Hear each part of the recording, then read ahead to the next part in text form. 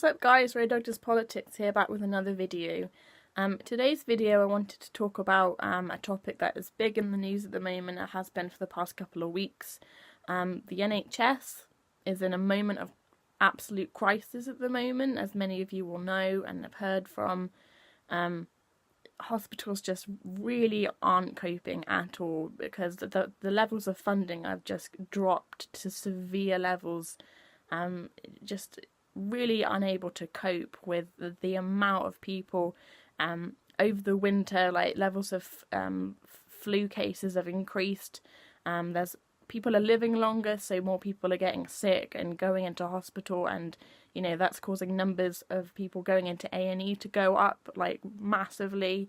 And because of understaffing levels, underfunding levels, the NHS as a whole just isn't able to cope anymore.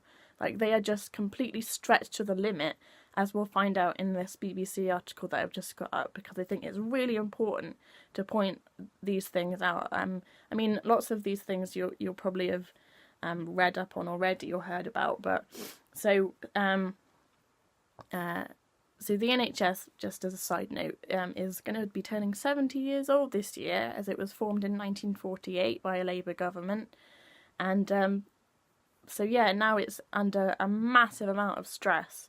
So what we have is basically a warning has been made by in a letter. So 68 senior A&E doctors have been have written to the Prime Minister saying that these are the dangers and this is what we need in order to have a long-term funding process or plan.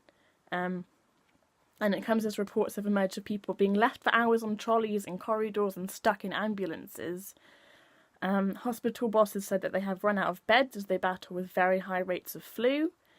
Official figures show the number of hospital admissions from flu has risen by over 50% in the past week.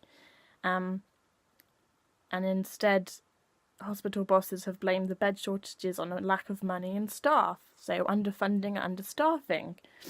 Last week there was a point when 133 out of 137 hospital trusts had an unsafe number of patients on their wards. So that's almost every single hospital trust. And also the letter continues to state the impact of some of this pressure that's building and building. Patients are having to sleep in makeshift wards set up in side rooms. Trolley waits of up to 12 hours are being routinely seen as staff struggle to find free beds. Thousands of patients are left stuck in the back of ambulances waiting for A&E staff to take them in. Over 120 patients a day are being managed in corridors in some places, some dying prematurely due to lack of treatment and lack of staff to give them that treatment because they're so effing busy that they can't see people. This letter has been sent on the day it has been revealed that England's A&Es missed their 4-hour waiting target in December. Over 300,000 patients waited longer than they should. Over 300,000 people are having to wait over 4 hours for treatment. Oh my god.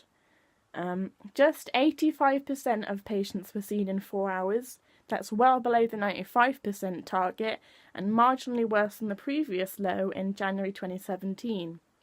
Chris Hobson of NHS providers said hospitals were unsafe and overcrowded, and the NHS was at a watershed moment requiring long-term funding. The rest of the UK is also struggling. The Welsh Government has said their health service was facing significant pressure, and on it goes. We have reached a watershed moment where either we fund the NHS to the extent that is needed to meet these standards, or, and this is absolutely not what we want, we abandon those standards. So what he's saying there is basically to the government saying, you either fund us in a responsible way and in the long term and have a long-term plan so that we're able to treat people effectively and to the regulatory standards, or we just completely abandon those standards altogether and just act like it's a free-for-all, people in corridors, people dying prematurely, people not getting treated. We just keep on going down this road until the inevitable privatisation comes around.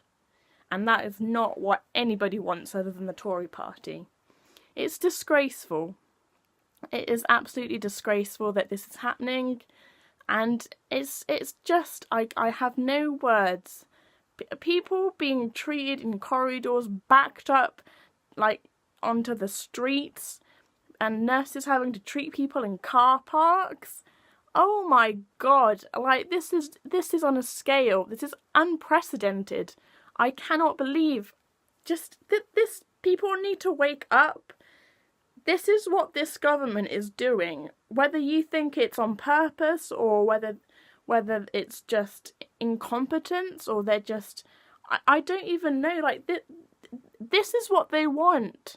They are not funding it because they do not want to fund it, they don't care, because, you know, the NHS is an example of socialism working socialism, working for the people, not for profit.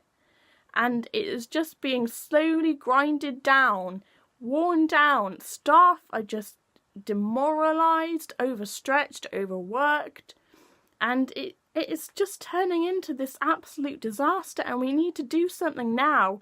Otherwise, do you want to keep this institution or not? Do you just want to throw it away? 70 years it's been running. 70 years, and I know the population's going up. I know, you know, there's more people in the country than ever before. But if we want to keep this going, then we have to keep funding it. You know, keep giving it the funding that it deserves. And if it means like having to pay more in tax to do that, then I'm happy to do that. But we can't just keep grinding down the NHS like we're doing now. It is this government that is responsible for why the NHS is in this situation. They are doing it on purpose, and we need to wake up to that fact, otherwise we're going to lose it.